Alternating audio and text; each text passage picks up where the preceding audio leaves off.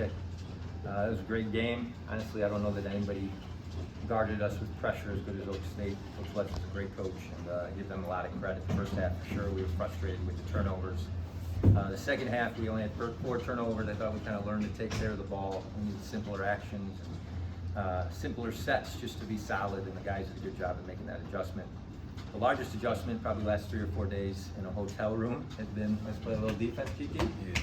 Hold them to 34% from the field, a Big 12 team, 23% from the three-point line. That's a step forward for our group. We had to fight to get to 86.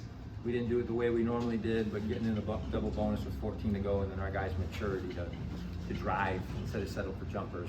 And then that one corner three by my guy KyKy Tandy really was a difference maker. So I'm glad it finally came around. I knew it was gonna. I'm super thankful for his 21 today, and if you have any questions, go for it. Go ahead, Rob.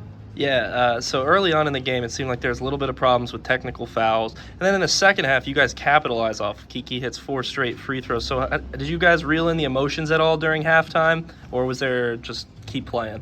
Yeah, I think overall we did. I mean, I probably didn't because I let everybody know that there were going to be no more technicals. It's unacceptable. But from there we moved on, and I thought the officials did a good job. And the truth is when one of their players complained, they teed them up. When one of ours did, they teed us up. So all you can ask for is a fair whistle. I thought it was incredibly fair today, and we certainly made mistakes. We played too much with our hands. We got in foul trouble, and then complaining to the ref is unacceptable by our guys. So once we moved past that, the free throw line was our friend in the second half. Speaking of the free throw line, this game slowed down severely in the second half. How do you guys go about that when, maybe it's not field goals that are getting the points, but it's drives to the rim, being aggressive? Oh, I don't think we care.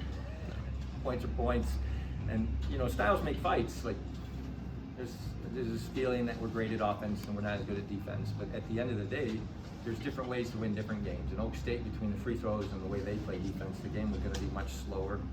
I thought they might run with us, but they did the opposite, and because of that, we've got to find a different way, and we'll move on. We'll go back to making shots another day, but right now, just want to be proud of our defense, go back to the hotel, and come up with a game plan for tomorrow.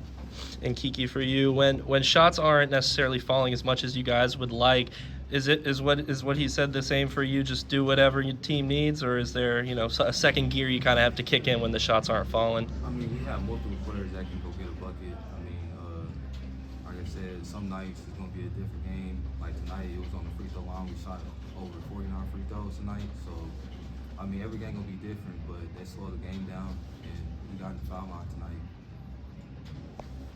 Megan, go ahead.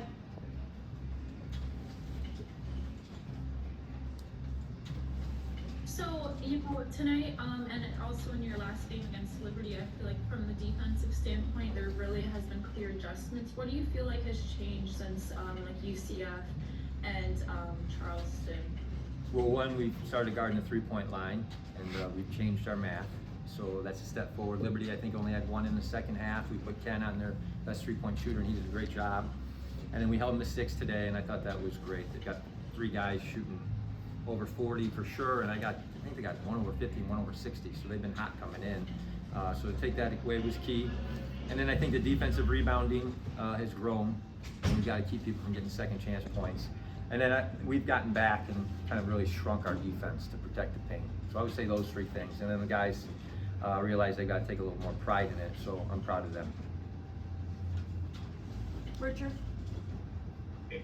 Hey Coach, KyKy, congrats on the win. Thank you. Coach, obviously you guys amped up the aggression to another level, hitting 49 chances at the charity stripe bank and converting on 35 of them. Obviously some points were left at the line today, but with this win, how huge will it be as a confidence booster for the remainder of this tournament and making sure it's refining the edges of this team? Yeah, coming into this game, out of the top 100 teams on KenPom, we were the 5th toughest strength of schedule, and I don't imagine playing a Big 12 team is going to make that number go down. So we're in some real battles before other people are, and I think we've just decided that if we can learn to win tough ones, that's a characteristic that's going to matter a bunch by the time we get to league. So to go from down 5 to up 10, that 15-point swing is real maturity. Shooting's a skill, passing's a skill, but learning to flip scores is maybe the most important skill for a team. And I wouldn't say we're great at it, but we definitely took a step forward today, and we're thankful for that. obviously, huge performance from you, 21 points, 4 triples, making huge shots down the stretch. How important was it for you to like have a game like this just so early on in the season in your first year as a FAU player? I mean, it's a blessing to be out there with my coach and teammates. My coaches and teammates believe in me, and they want me to shoot if it's open. So if I'm open, I'm going to shoot the shot, and it was going in tonight. So I'm just thankful that it went in and we got this dub.